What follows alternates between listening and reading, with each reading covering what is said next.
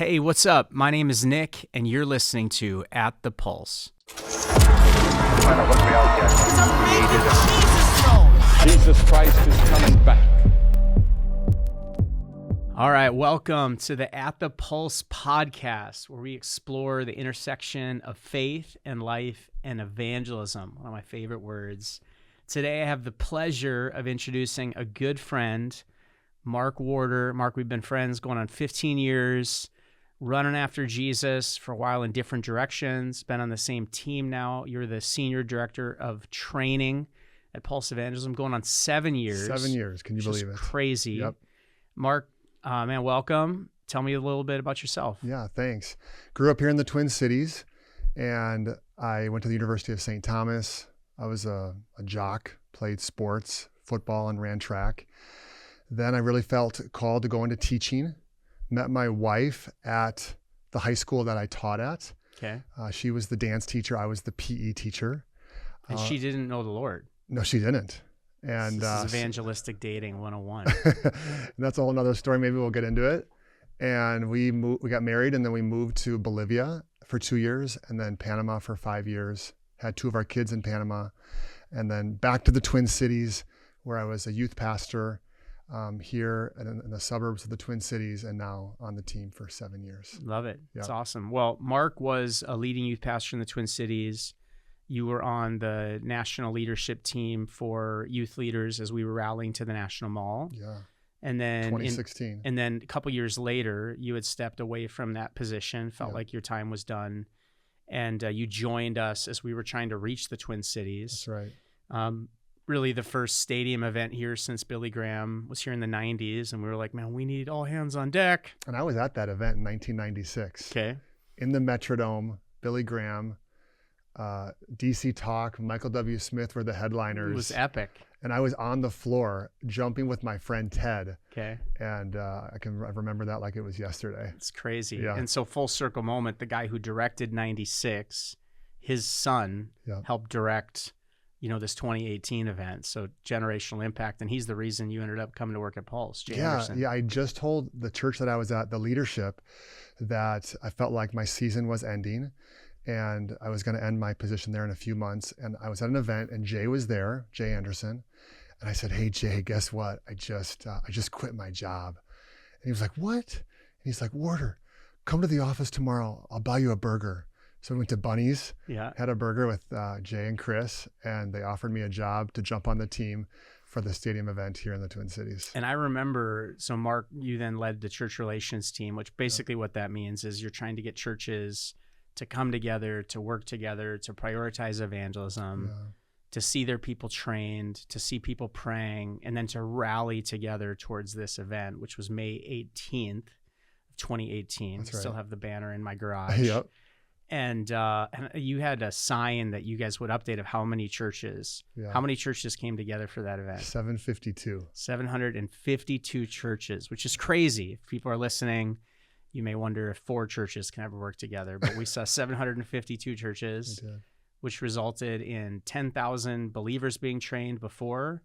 And then we actually saw more than 10,000 people respond to the gospel through the outreach. And so amazing wave. And then since then, you've been jumping into training, and we're going to talk a little bit about that. But I want to start with just who you are, Mark, because I think one of the things that we want to do with this podcast is to encourage people that who you are, that your life needs to intersect with your faith, and then to encourage people that evangelism is a part of that lifestyle of what that looks like. And going back to you meeting Kelly, let's just start there, because here you are, you have had this experience in college, and maybe we can even start there before we go, because in college you were a little bit divided on your identity. I remember you telling me sometimes if you're a jock and you're trying to follow Jesus, be this leader, but you're also feeling the peer pressure of the party scene and all the cool things that people do. So maybe let's start there. Mark in his late teens, early 20s. Oh, man. What does it look like for you to surrender and like put your life, for the first time of probably 85 times, saying, Jesus, are you going to be it for me? Yeah. For me, it actually was a plane crash that a buddy of mine, he was in my youth group, a couple of years older, went up in a small plane, a 1-engine, 3-seater, that thing came down, everyone passed away. Hmm. And so I was shook by that. It was the first time someone, younger than the age of 70 had passed away. And I actually went to my youth pastor and I said, I need to do something. And so he said, well, what do you want to do? And I said, well, I need to tell everybody that like Jesus really matters and that our life is really brief. And so he helped me type out this letter on one of those very first personal Macintosh computers. Okay. Printed off 50 copies of this letter explaining my friend's passing and the gospel. And then I put it in the mail at the University of St. Thomas in St. Paul, Minnesota. And then I just waited to see what my new 50 college friends thought. Yeah. And, a day passed, nobody talked to me. A week passed, nobody said anything. It was like 4 weeks later, and one person approached me and said, hey, Mark, thanks for that letter that you sent. And in that moment, I froze. I like tried to open up my mouth and say something, and I honestly had really nothing to say. I was really scared, and I didn't feel like I had the answers. So I called up that same youth pastor, and I said, his name was Mark as well. I said, Mark, I'm not really sure about my faith, and I'm not sure how to answer all these questions. And this is the thing, this is one of the reasons why I went to youth ministry. He drove, probably 35 minutes every Tuesday, and we met every Tuesday morning for an entire semester. And he just peppered questions at me about the faith. And I tried to respond like I was standing there with my friend who was responding to this letter. Okay. That was really like this huge encouragement to know my faith, own my faith, to really live it out. Yeah, it's incredible. Yeah. And this was your high school youth pastor. Yeah. Right. So his job is not college ministry. No. And so he's just doing this like, I'm on mission. I want to invest in this kid. Isn't that incredible? It is incredible. And I think that's a good lesson here. Like maybe part one is, when you share your faith, you start to own your faith. Yeah. Right. So I do think like sometimes I think in past generations, people have thought the people who share their faith are super Christians. Right. And it's like, if I'm so far along, then I should start to talk about it. Right. And we're actually trying to push forward this idea that the second to share Jesus is the second after you came to know Jesus. That's right. Right. Like you have the joy, you have the Holy Spirit, go get after it. Yeah. Right. But you're just a living, breathing example of this. Like when you shared it, it put a vulnerability out there. Right. And then that created this hunger. So everybody that I know that loves the Bible or loves discipleship, I'm like, man, if you want to get people passionate about discipleship, get them sharing their faith. Right. Because there's nothing that's going to get them coming back to Scripture more than if they're actually doing this in the wild. Nothing to drive them to prayer more. Yes. Yeah. And it is just that faith should mean action, right? It should mean my friends are being impacted. It should mean I'm thinking about life and death. It should mean I'm having conversations that matter. So this is kind of a life-changing season for you in college. What did that look like then when you're entering into the teaching field? Because you're not going into full-time ministry. You're like, I'm going to be a teacher. Yeah. So what's going on during this season? Yeah. Well, I felt like I was supposed to go into full-time teaching, got a job at public high school, 2,200 students, and just got into my career. And as I'm doing that, I'm realizing that there are other Christians who are teachers there at the school. Mm-hmm. So I start to go to church with my buddy Scott, and he has a really good friend, and her name is Kelly. Okay. She's not a Christian. And so we started inviting her to come to church with us. And did it cross your mind that she's cute? Absolutely. and she just had so many questions too. Yeah. And I mean, and I still did too. We're all just still trying to discover our faith in our 20s. Mm-hmm. And I just think that we never graduate. I think we always should be working towards figuring out what the answers to those biggest life questions are. Yeah. And so then we end up, starting to date. Well, before that, she ends up really turning her life. Yes. And important footnote. Receiving. Make sure the person you're dating and pursuing knows Jesus. That's true. And then our friend opened up a church in the Mall of America. Okay. And so we all start serving at this church. We're all in our 20s. There's this core group of 40, and we all kind of grow up in ministry, trying to put these services on every Sunday. Yeah. But that then unleashed you guys into this kind of longing of like your life is mission. And I just think that's a great thing to say. Like you're in ministry as a high school teacher. You're in ministry when you become a teacher overseas. Yeah. And then you just took a different kind of ministry job because a church offered you a different job. Right. Like Mark didn't start in ministry when the church was giving your paycheck. Exactly. Right. So talk about that, like understanding and identity and how that's important for you. Yeah. For people to see themselves as like called and realize the mission is always in front of you, no matter what your job is, no matter what your geography is. Yeah. For me, when I was in Bolivia, I was trying to live out my faith, and these students mostly were bilingual. And this one student came up to me, and this doesn't always happen. Okay. And honestly, you shouldn't wait for this to happen, but they used to call us Mr. So he said, "Hey, Mr., why are you so happy?" Yeah. And I said, "Well, if you come back after school, I'll tell you." You know, the school wasn't a Christian school. Yeah. And so because you were just a teacher at this time still. Yep. I was teaching health and PE, and so he ended up coming back after school, and I shared about my commitment to follow Jesus, and he ended up praying to receive Christ with me right there. It was pretty cool. And so then when you get a taste of that, then it's like, man, I want to share, with more people. Yeah. And so more and more, and God opened up these doors for us then to be full-time youth pastors in Panama. Yeah. It's amazing.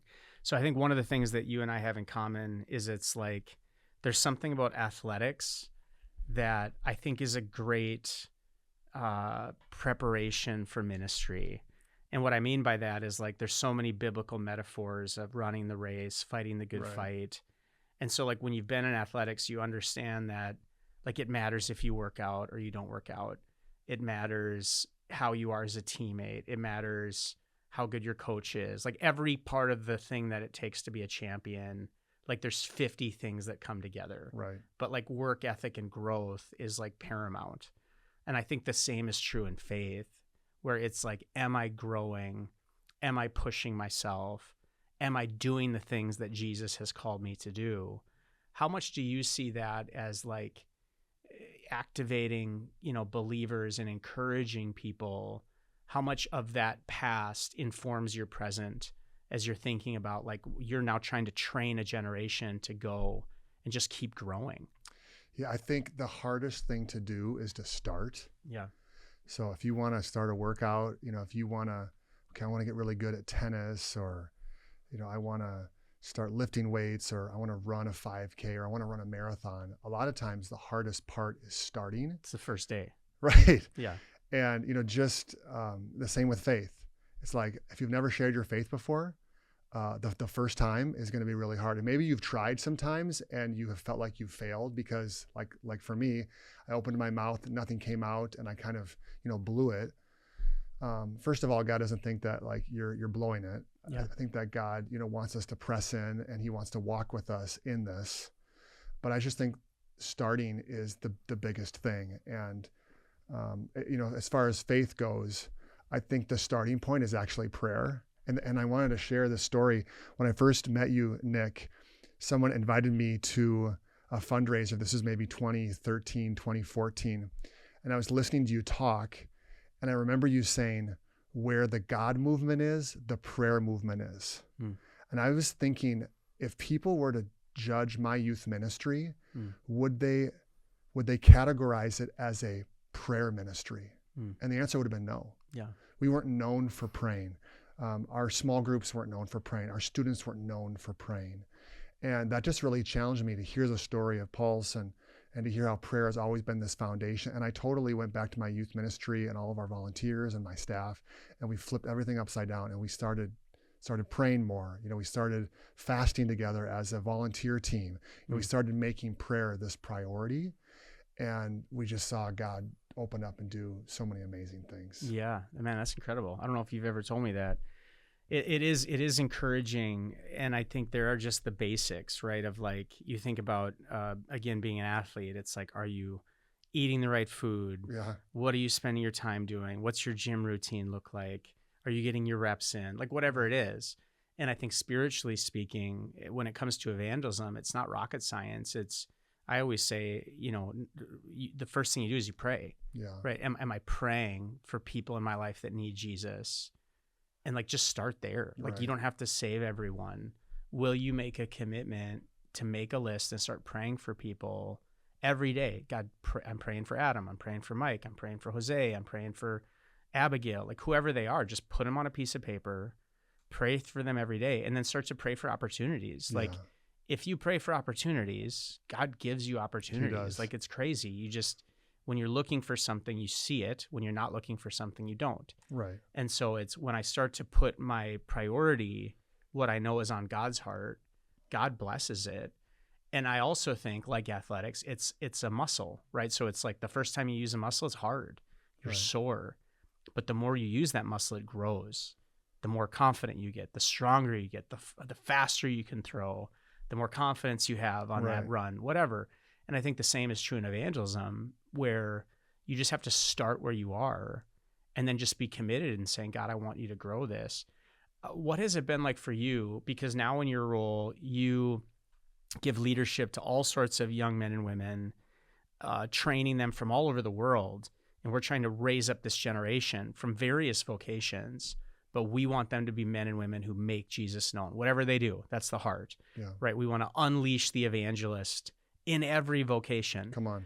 And a lot of these kids, though, have never shared their faith before. Right. So give me some examples of what that's looked like for you, of like both like the super Christian who's grown, but then also the kid that feels like I could never do any of this, and just how you're seeing God use these men and women as they just say yes. Yeah, I think that because now we can see everyone's lives in real time because of social media and our phones, if you want to reach out to your friends, start to document your life as a follower of Jesus.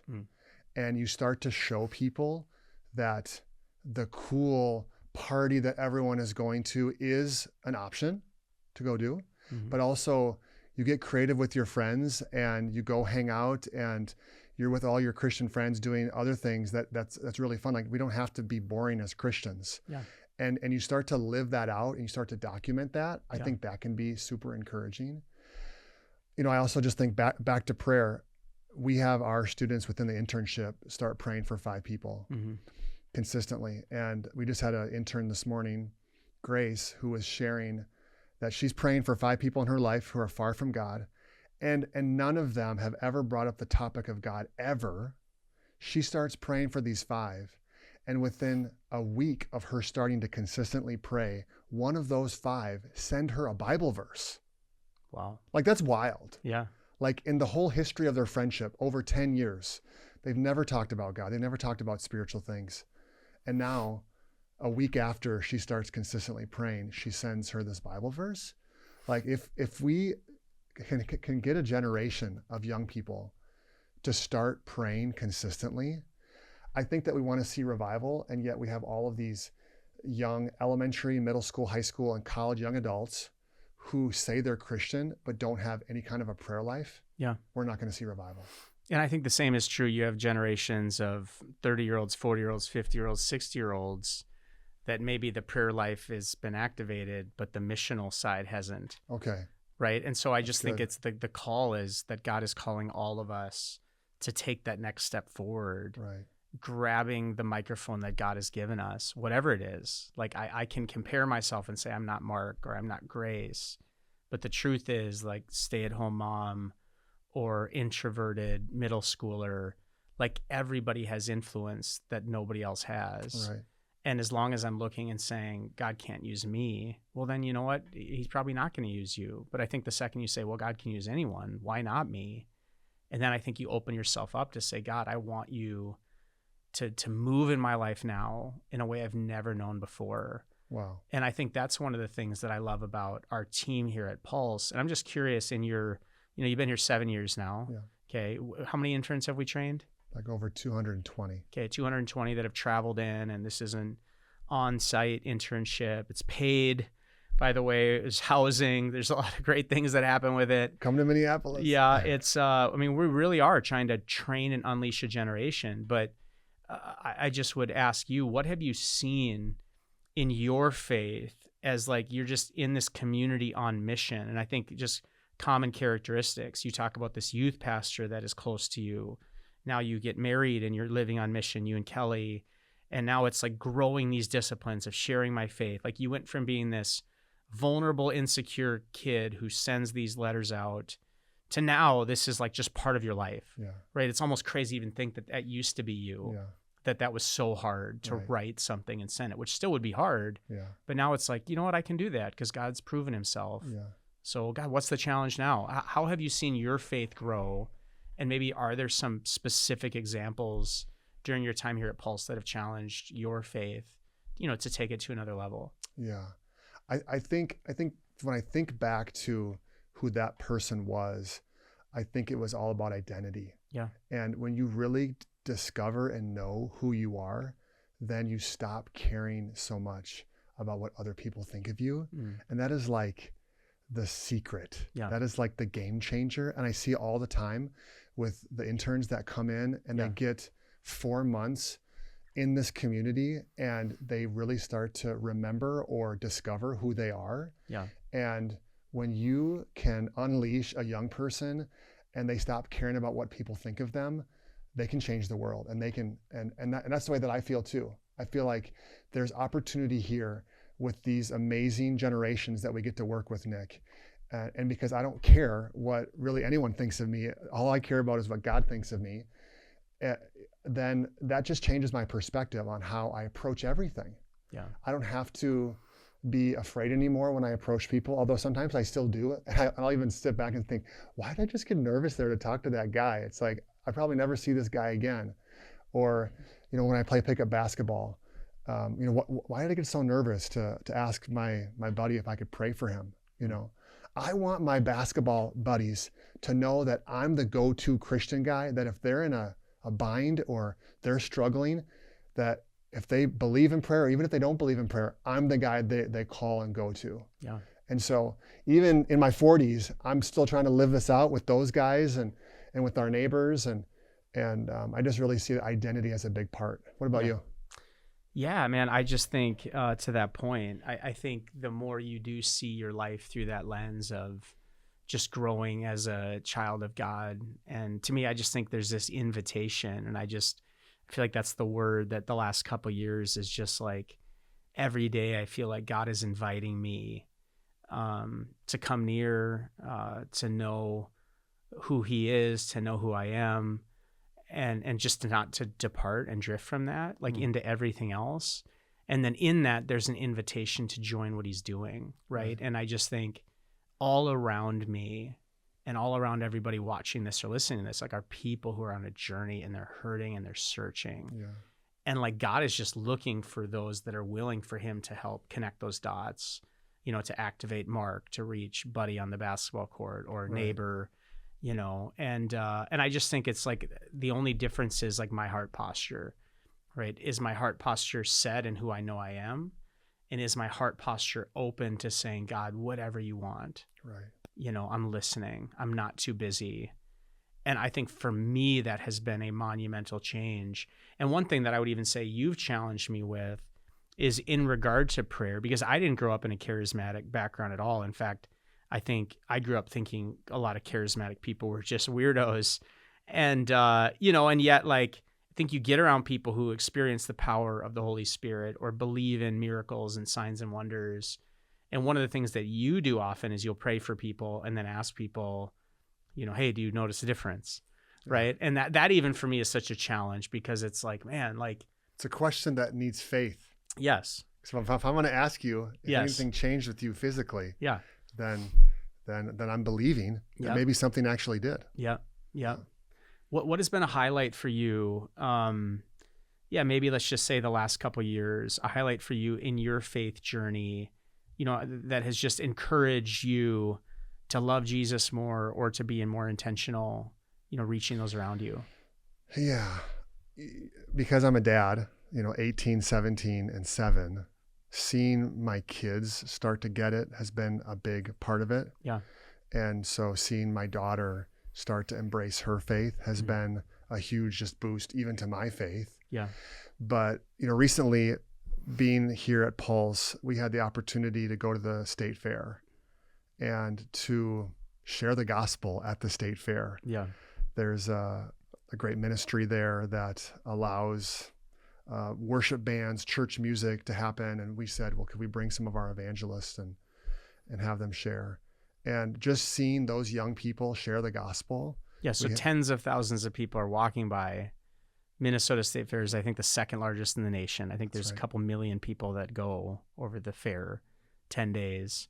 And yes, you'd think people are in between rides and funnel cakes and beer.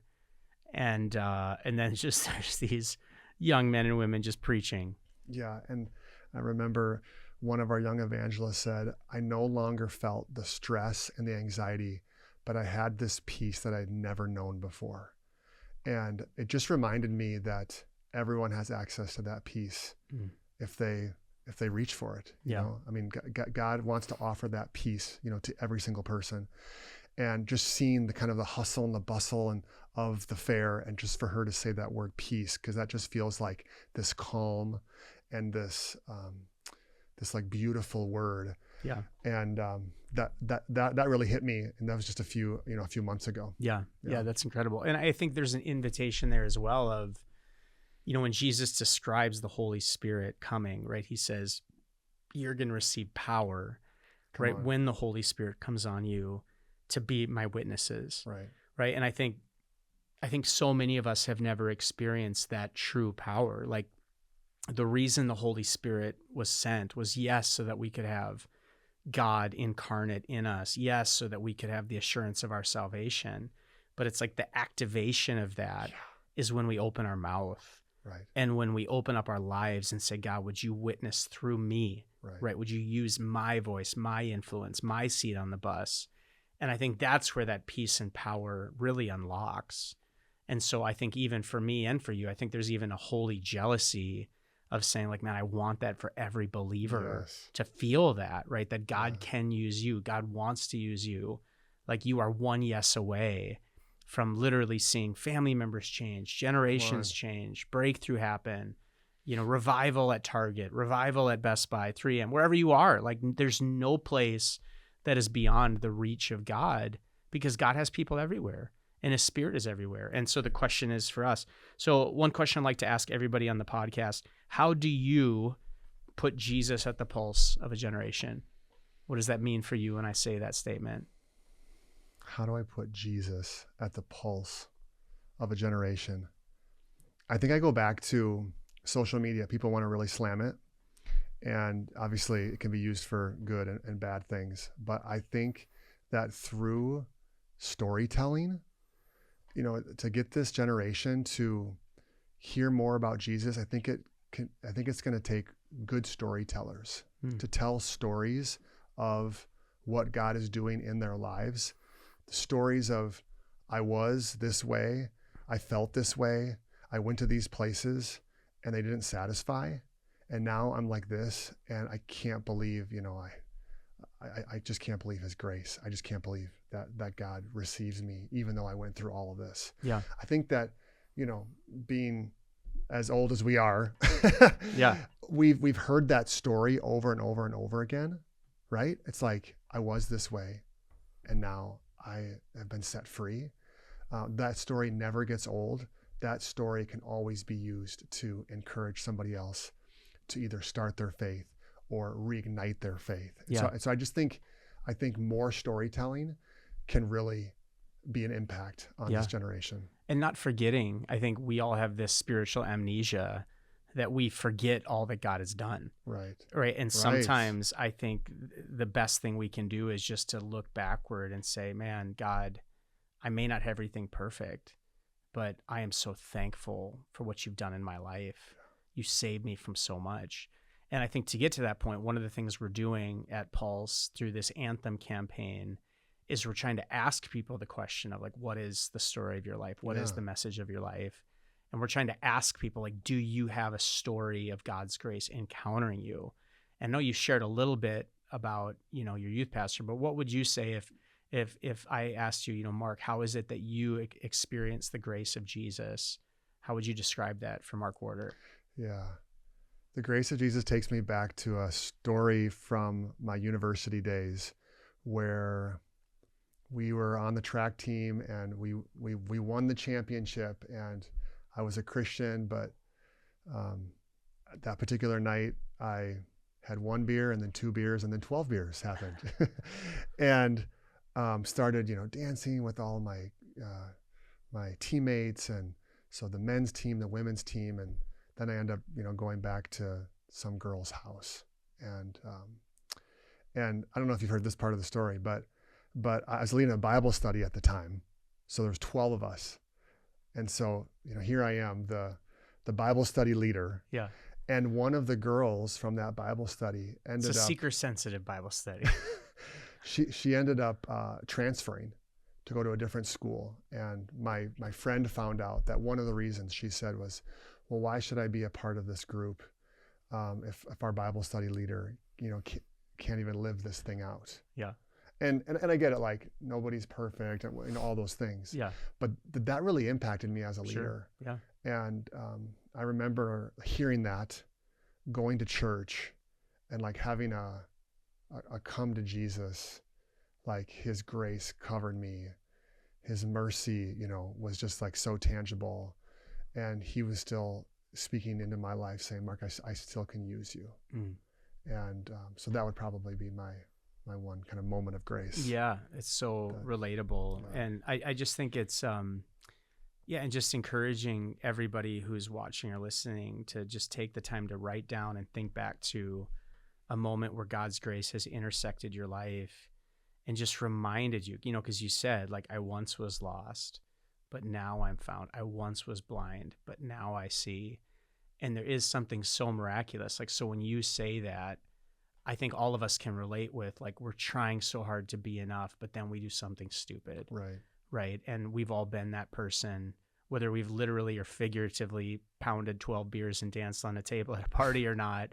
Like, we've all been places that we shouldn't be. Yeah. And we've all done things that we shouldn't do. And why did we do them? We did them because we wanted to be happy, or we wanted to be popular, or it was cool, or there's a million reasons in the flesh and just in this world. To numb the pain, all of it. Yeah. Right. And then, so that's the human experience right there. Right. So it's like, man, there's pain, there's regret. And then sometimes you get caught, so this girl sees you and, makes you feel really embarrassed. Right. Even worse probably is when we don't get caught, because then you just keep doing it. Right. Nobody calls you out. You never feel the conviction. You never feel the sadness. You never deal with it. It just, that little thing becomes a massive thing. That little habit becomes an affair. Right. And I think it's the grace of God that wakes us up to what's real. Come on. Right. And welcomes us back home.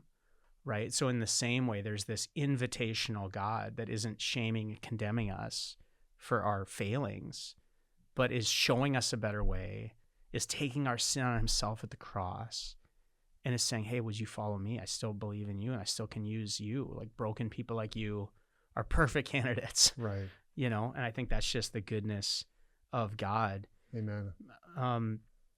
I just maybe would ask just practical advice kind of as we close. Like, what practical advice would you give to somebody who's watching or listening to this? Maybe they're an intern, maybe they're not an intern, maybe they're 60 and feel like this is just for young people. Like, just what would you encourage, somebody who wants to make Jesus more of a priority, who wants to make evangelism more of a priority?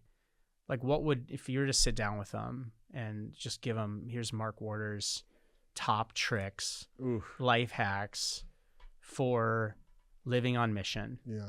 What would that look like for you? I think I already mentioned it. I think, what does your prayer life look like? So we talked about that. But another one that I think is really not thought about a lot is, how can we meet the needs of the people in our life? So think about those people that are far from God. And it's more than just being nice to them, right? It's about showing them kindness, but even one step further is, can I learn what some of their needs are, and could I really meet them? Yeah. And the reason why you would do that is so that you could just further your relationship with them, just help them, love them, so that potentially in the future you could get into some spiritual conversations and hopefully gospel conversations. Yeah. But then I think there is an art of, and we didn't really get into this during this episode, maybe I can come back, but just the art of asking the right questions. Yeah. And asking the right spiritual questions to lead into those life-changing questions, I think is really key. Because Because it's not just about praying and then being really kind to someone and now boom, I'm just going to slam the gospel onto you. Yeah. Usually it takes a bridge of Yeah. questions Yeah. to be able to get there. I don't think a lot of people really know how to do that or Yeah. have really learned how to do that. Well, I want to take a minute to lean into that, Okay. because I don't want to leave people with the cliffhanger. But this might be an encouragement for some people. Like, there are many people in my life that don't even know I'm an evangelist, That's crazy. right? That like all they know me as is like Nick, the nice guy Okay. that comes in, and I think maybe there's something with Jesus, but I'm not Okay. sure. Okay. You know, so it's like people that the coffee shops I visit, the places I go. And so I just say, like, active and intentional relationship building is prayerful, it's intentional, and it's built over time. Like, for instance, there is somebody that works at an establishment I go to, and I get work done there. And I find out that, you know, that they have a friend who's involved in a theater business. And this theater business is nothing like I would care about. Like, the values aren't the same. There's nothing about it that's Jesus focused or whatever, but I just know they're doing a crowdfunding effort for this community theater. Okay. And this is somebody I've been praying for. This is somebody I've been looking for opportunities with. And so I'm like, you know what? Like, we're going to support this effort. Cool. Now, some people might be like, why would you support that? Like, I don't even know what's going to be on that stage. Maybe there's something that I'm going to have to apologize for ever supporting it. Yeah. But the amount of gratitude that I've received and the way that relationship has grown, because now I'm not just like this Christian guy who says nice things. This is now a Christian guy who's actually investing in and caring about us. And cares about the same things. Totally. that And they so care like the about. last time I was there, they come and sit down with me and why did you do this and what's going on? And I just think that's the journey of relationships. But it is like, am I moving it forward intentionally and asking God, give me the words, give me the opportunities. But that brings us to this, and we'll make this the last point. What are some ways and instructions? Because some people have been in relationships so long, Yeah. God's never been in the equation. Sure. Some people, you've danced around it. I just don't even know where I'd start. And so I do think there is an art to bringing faith into the relationship.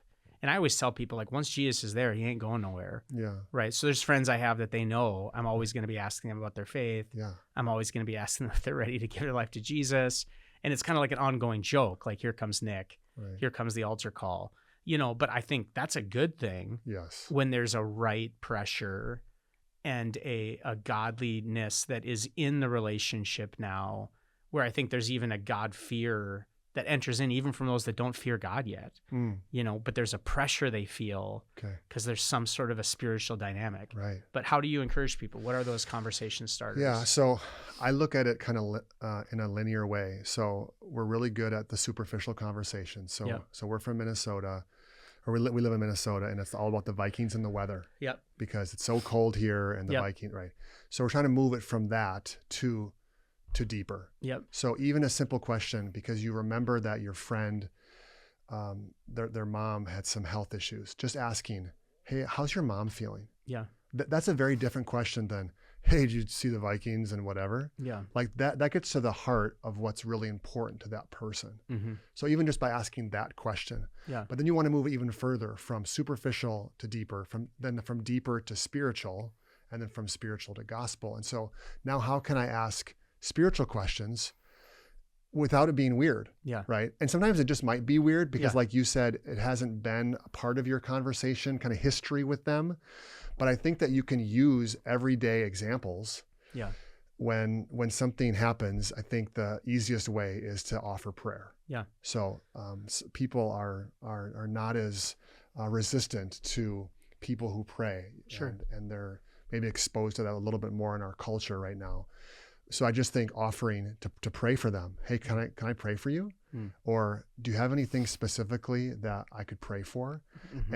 And so then they're going to maybe say yes, maybe say no, maybe offer some things that are prayer requests, some things that aren't really prayer requests. World peace. But then you do become, like I said earlier, the guy or the girl that is their go-to maybe prayer person. Mm-hmm. So we love that. I also just think using what's happening in our culture or using what's happening in the calendar to ask questions. So right now it's October. And Yep. so even just bringing up, hey, what are your beliefs around Halloween? Yeah.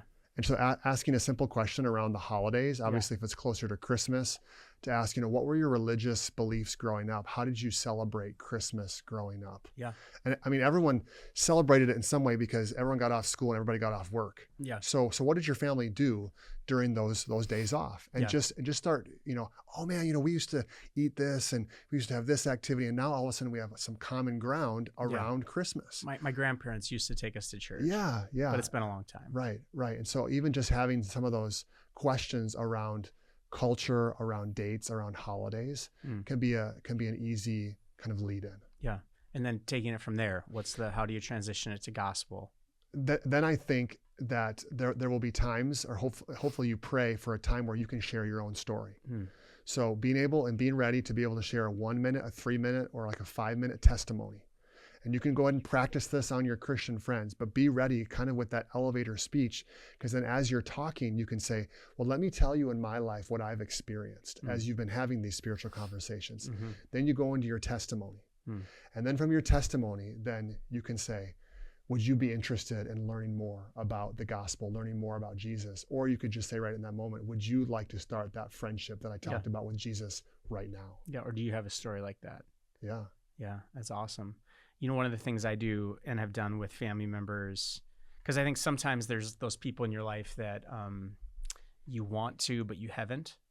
And the guilt is so heavy. Oh, yeah. Right. And it feels like you're a failure and just all the things. And even so, I'll have people like, hey, pray for me. Like if you're going into a meeting or going into a family gathering, like ask some friends to pray for you. Yeah. Ask some friends to pray for, hey, I'm going home for Thanksgiving. Would you pray for me specifically with these people that I would have boldness and opportunity? Right. And then the peer pressure isn't just going to be there, but your friends are praying for you and your friends are going to ask you how it goes. Right. There's sometimes you come back and like, man, I totally blew it. All I talked was the Vikings. Right. And the turkey wasn't good. So that's just dominated the conversation. Right. It was, hey man, it's okay. Like we're praying together. But one of the things that I'll say in close relationships is I'll say, hey, this might be weird, but I just really need to apologize, Mark. Right. And then you're like, wait, what's going on? What's wrong, Nick? I say, man, I there's something I've wanted to talk to you about. Okay. And I just haven't been able to bring it up. And I just feel embarrassed. And I just got to be honest. The reason I haven't brought it up is because I genuinely care about you and I genuinely care about our relationship. But the reason I need to apologize is because I haven't been honest about who I am. And I've never talked to you about the most important thing in my life. You got them like on a cliffhanger. Yes. Like, what is he going to say? Yes. And I mean this. And I'm like, there's this part of my life that I haven't been honest with you about. And it's the most important thing in my life. Yeah. And it's Jesus has changed my life. Like I'm talking depression, I'm talking addiction, I'm talking hardship. And apart from Jesus entering in, like I don't even know if I'd still be standing. Yeah. And for some reason I haven't brought that up to you. And I don't know if it's I'm embarrassed or I care too much about you. But the truth is I care too much about you to not ask you where you're at in your relationship with God, and just to say, hey, like I want to be a friend who's a safe place to ask questions to. That's so good. And so it's just like, and I've done that with a number of cousins and family members. And the first time I did it, actually, like I went to be with somebody, I had the friends praying, I'm all geared up, I'm going to do it. And then I didn't. I felt like such an idiot and such a failure. Yeah. And I'm just driving home and I'm just like literally a pool of shame, right? Just here you are, big shot evangelist, good job. Yeah. Can't even do it in real life. Rah, rah, rah. And I'm like, and I just pull over the car and I pick up the phone and I say, hey man, I just need to apologize. I literally called the family member I was just with. He's like, what's going on? I was like, and I literally said that. Like first, I'd never thought of it. Yeah. And he just said, Nick, I just thank you. Nobody's ever talked to me like that. And in this specific relationship, I've seen this guy's life totally change. Wow. In the years that have followed. Yeah. And it's like, and that's what I say, like once God is in the conversation, he's there. Yeah. Right. And either that's for awkward or it's for glory. Right. But either way, it's good. Yeah. Right. And I think in that approach though, you come with such vulnerability. Yeah. To say, hey, I want to apologize. Yeah. And so, we're so often, I feel like there's this stereotype that people that are on the streets trying to evangelize are just yelling and you Yeah. know, it's just like, you gotta come to Jesus right now. And it's just like, that's just not a vulnerable moment. Yes. But your strategy is amazing. So my other strategy, I'll give you one other one. Yeah, These are the two Nick tricks. Is when I'm out in the wild and I'm trying to ask people if I can pray for them or whatever.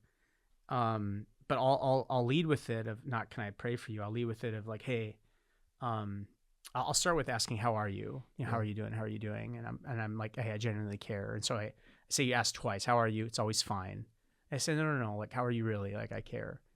And they're like, wow, okay. Yeah, actually life sucks, you know, or whatever it is. Like, that just really makes it. And then like, I'm trying to position it like, hey, just, you know, in the midst of all the tables you have, everything you have going on here, you don't have to worry about us. We're going to give you a good tip. And like, we just want to encourage you. But then I'll get to this point where I'll say, hey, I want to ask you a weird question. And they're like, okay. And I was like, but before I ask the weird question, I want to tell you why I asked the weird question. And then they're like, okay. Now they're really trying to figure out. I was like, well, a couple years ago, and this is my story. A couple years ago, I was overwhelmed. I was alone. I had a family member dying. And every day felt like the worst day of my life. And every day I just wished that anybody would care. And I felt like nobody did. Yeah. Right. And every day I just wished that some stranger would ask me how I'm doing and wished that somebody would care about me. And that wasn't the case. I don't think that's the way it is for most people. And I just said, and so I ended up losing this loved one. And then they'll say, I'm so sorry. I say, yeah, I know, I'm fine. But one of the things I do is this loved one was such a person of faith that one of the things that she would always do was she would always try to pray for people. And so I want to check in on you. But in honor of my sister's memory, I want to ask, is there anything you need prayer for? Wow. You know, and then at this point, people are like even atheists are like, you know, really impacted. Like, hey, I'm not a Christian or I don't believe in any of that, but please keep doing this. This is like makes the world such a better place if more people were like you. Yeah. And I think that this is the approach to evangelism is both like listening, it's vulnerability, and it's accessing not the sugary parts of your life. Like, you're not coming on a crusade to fix people. You're saying, no. Like, I know what it's like to be alone. Yeah. I know what it's like to be overwhelmed.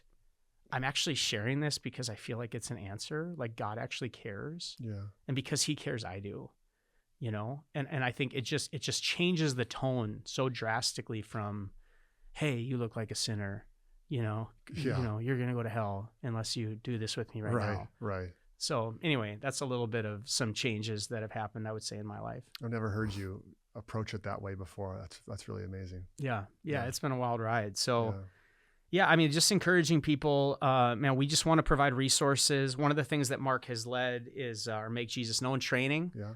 And so do you want to give a little plug for that? Yeah. If you want to learn more how to grow in sharing your faith, we have a group study. So your small group can do it, your youth group can do it. But then we also have now a new kind of arm to the Make Jesus Known training. It's just an individual trainer. So if you're 17, if you're 25, if you're 65 and you want to just be trained individually, we have some great young leaders who can train you on a screen, and you can swipe through the videos and be encouraged to share your faith more. So one version I've done, and then for people that want a cooler version, they can watch Rosie. That's right. So we just want to equip people, again, this intersection of faith and life and evangelism. Mark, I just want to thank you for joining us here for At the Pulse. Great to be here. Yeah, just God's moving. Let's keep going. All right. Thanks for joining us for At the Pulse. Subscribe and follow along for more.